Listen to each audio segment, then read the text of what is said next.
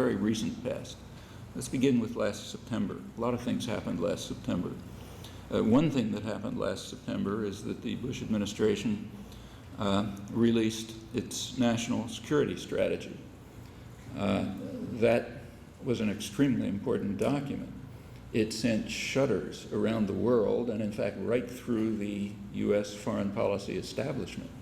Like the next issue of Foreign Affairs, the main establishment journal, had a pretty harsh critique of it.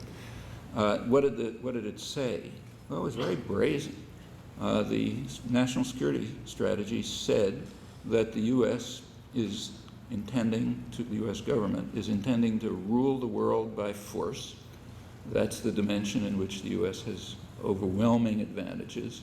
By now it probably outspends the rest of the world combined in military force and is expanding it in directions that are considered extraordinarily dangerous by everyone, like moving into weaponry in outer space.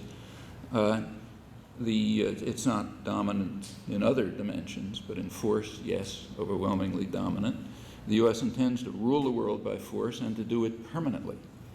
Any potential challenge that is detected to U.S. dominance will be destroyed. That's the content of the national security strategy. There's been nothing like that in history. Nobody's ever said that.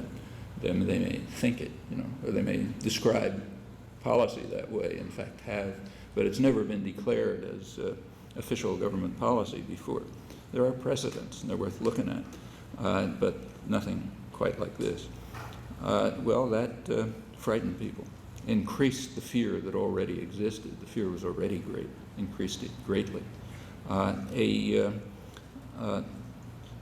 This is sometimes called a preemptive war doctrine. That's just propaganda. It's not a preemptive war doctrine. Preemptive war means something. A preemptive war, under charitable interpretations, falls within the existing framework of international law. Okay, so those of you whose memories are long enough may remember that the present incumbents in Washington, one of the ways they kept the country terrified through the 1980s, as they did, one of them was to conjure up an air base in Grenada, which the Russians were going to use to bomb us.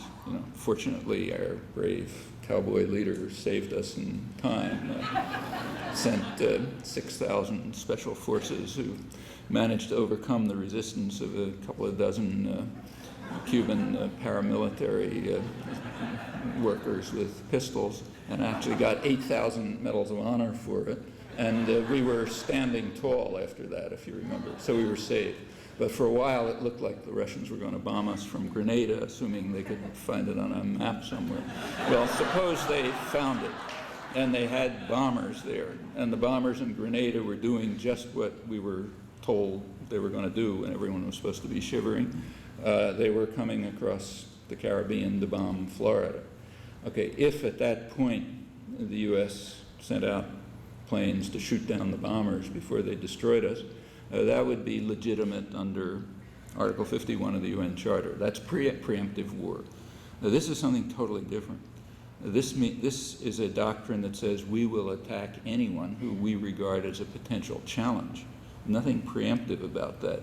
Sometimes it's called preventive war, but that's not right either. It's not preventing anything. The only thing it's preventing is any potential challenge that the U.S. government invents, claims to be a challenge. That's just an open license to go to war with anybody and destroy anybody, which we can do because we have overwhelming power. And that's the way it's understood, and it doesn't make people comfortable. It did cause a wave of hatred and fear. I think this is the most feared and hated political leadership maybe in history. It's hard to think of a counterpart. Well, that's one thing that happened in September.